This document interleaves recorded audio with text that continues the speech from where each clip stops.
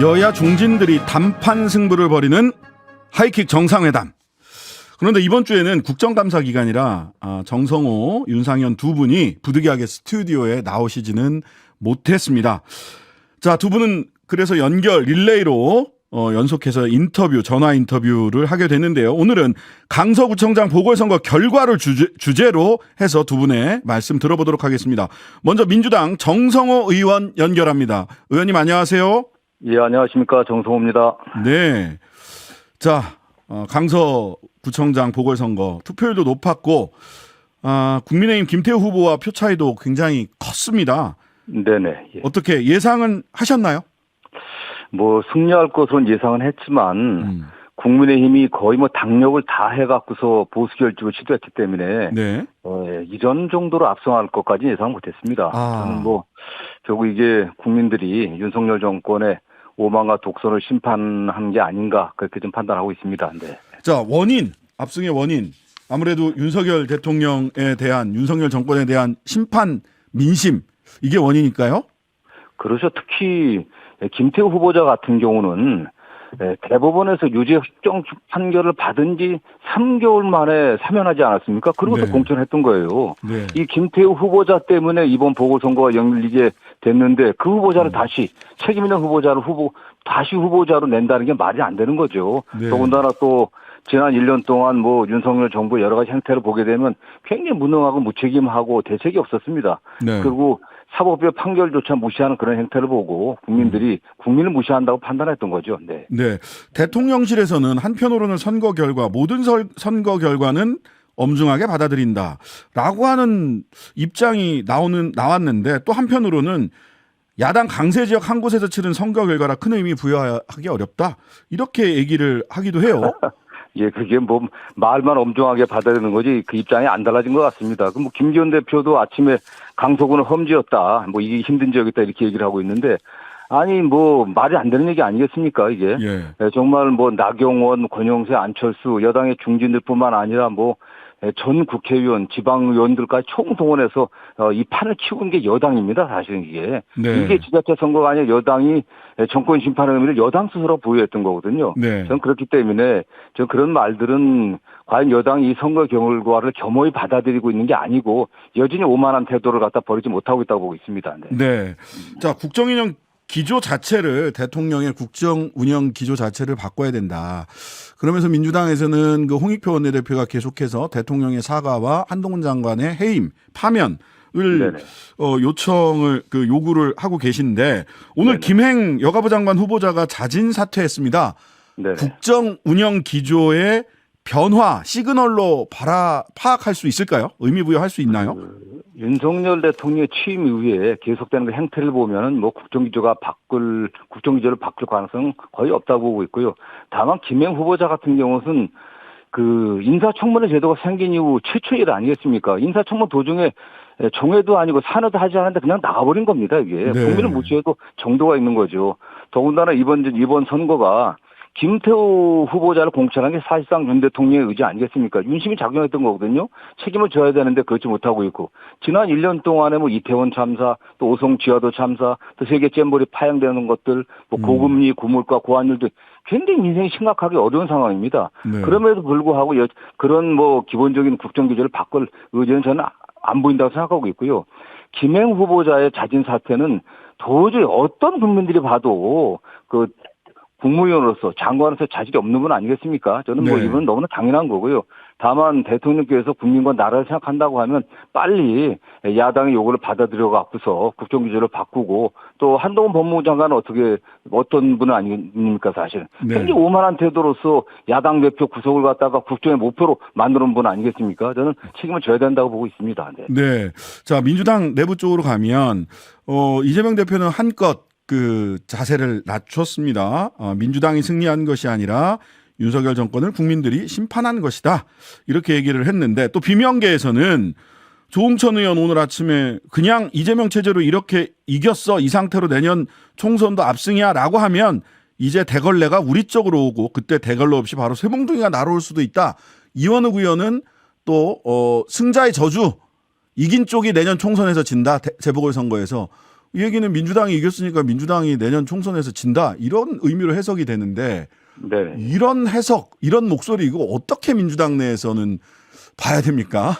저는 뭐 이재명 대표가 민주당의 승리가 아니라 국민의 승리다. 더 겸손해야 된다. 이렇게 평가한 건 당연한 거고요.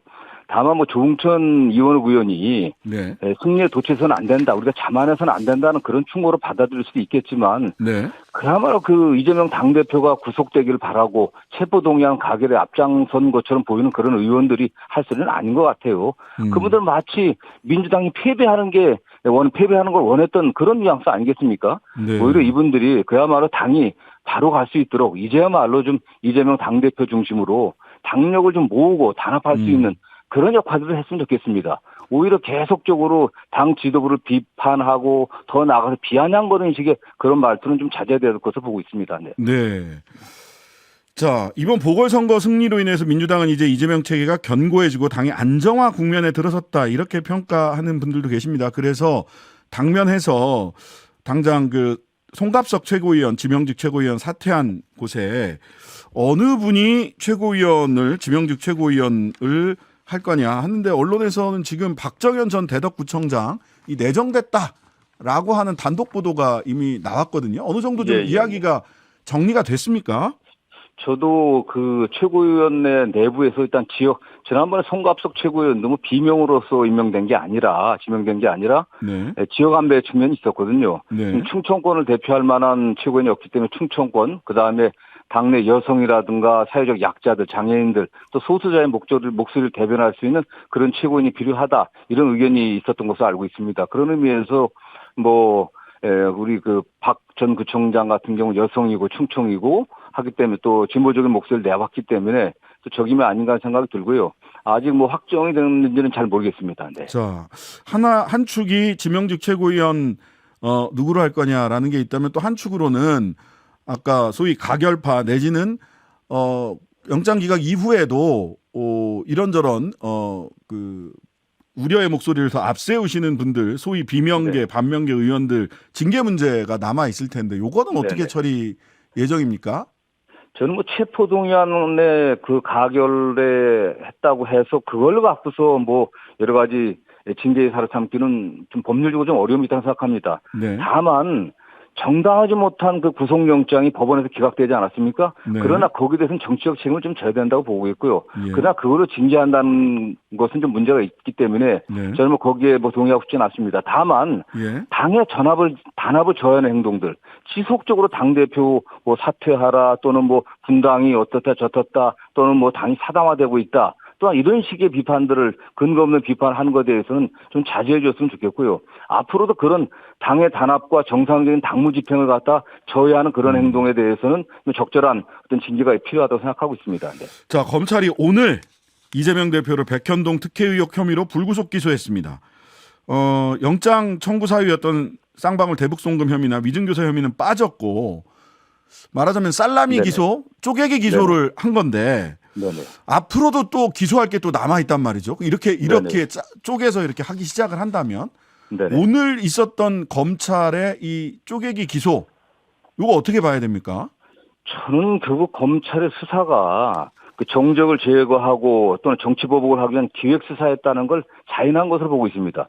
보통 한 번 영장 청구를 했으면 다시 보완 수사를 해갖고서 한꺼번에 기소하는 것이 어떻게 이렇게 쪼개 기소를 하게 됐습니까? 더군다나 이 추석 전에 영장 청구를 해갖고 기각되자 다시 또 보궐선거 패배하니까 이번에 국면을 돌리고 시선을 돌리기 위해 이번에 그 쪼개기 또 살라미 기소를 한다고 보고 있거든요. 네. 더군다나 영장 기각 사유에서 위증교사이면은 소명은 좀 돼 있다라고 했고요. 네. 백현동 사건하고 대북송금 사건은 소명이 안 됐다고 되어 있습니다. 사실은. 네.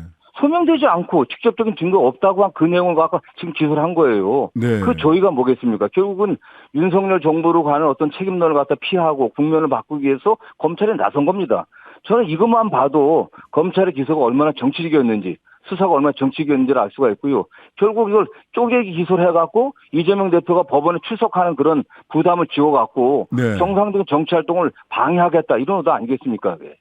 예. 그런데 이제 기존에 있었던 뭐 대장동 사건, 백현동 이번에 기소한 백현동 사건 이런 걸 전부 다 또 그 병합을 하겠다는 거예요. 이렇게 되면 네네. 실질적으로 현재 진행되던 사건도 1심이 빨리 안 끝나고 네네. 새로 기소된 사건과 병합되면 재판 기간이 훨씬 더 늘어나는 거 아닙니까?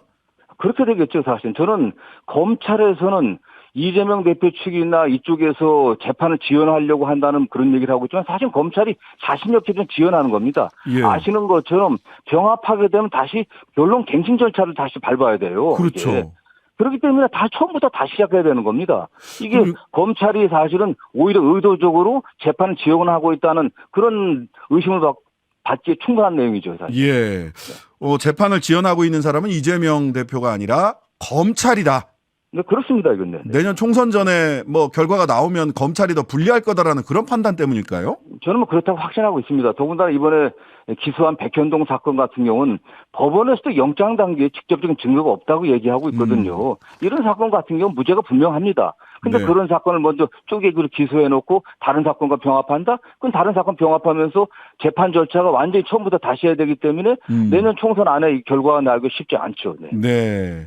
피고인 상태로 이재명 대표를 피고인 상태에서 내년 총선을 맞이하게 하려고 하는 검찰의 의도로 읽힌다. 오늘 말씀 여기까지 듣겠습니다. 정성호 네. 의원님 감사합니다. 네, 감사합니다. 하루 종일 기다려지는 진짜 시사. 평일 저녁 6시 5분 신장식의 뉴스 하이킥.